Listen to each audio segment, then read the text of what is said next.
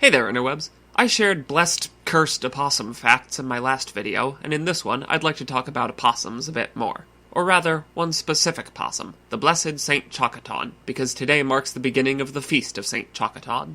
This recurring holiday celebrates the possumly virtues of freedom, frugality, and gorbage, primarily by buying up large quantities of heavily discounted chocolate and candies in the wake of Valentine's Day. These goodies are wrapped in colorful paper and carried in a handmade or repurposed sack called Chocoton's pouch and eaten throughout the holiday.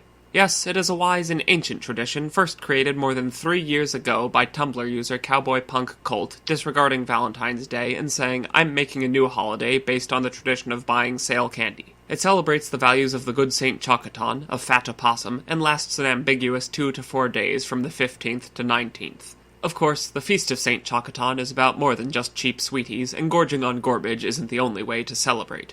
We who choose to observe the holiday do so by donning colorful paper crowns and or garlands to represent St. Chocoton's crown of trash, and by wearing our coziest and scrappiest comfy clothes, like a well-loved old hoodie, fuzzy socks, and fingerless black gloves, in imitation of little possum hands.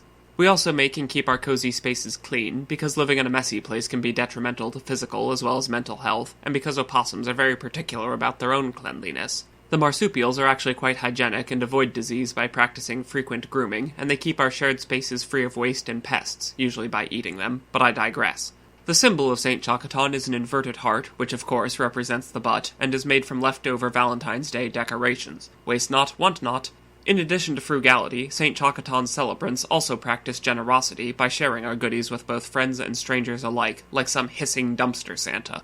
Oh, right, the hissing. You know how on Christmas people sing carols or battle rap with horse skeletons? Well, Chocoton celebrants hiss. We hiss at our friends, we hiss at strangers, we hiss at loved ones. We even hiss at the moon, for in the words of the holiday's creator, what does that bright nighttime ding-dong even think he's doing up there? Perhaps the most important Chocoton tradition, however, is making up your own. My partner and I, for example, light the no menorah, because no holiday is complete without a little festive arson.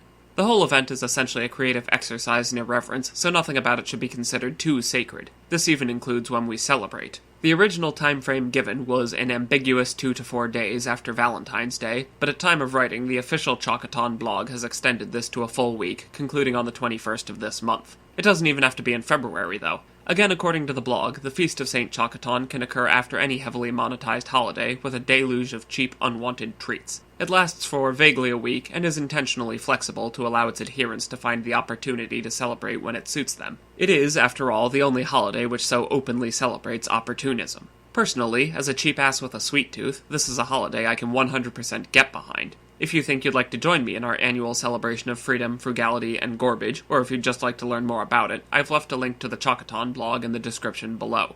Thanks for watching, and have a blessed Feast of St. Chocoton.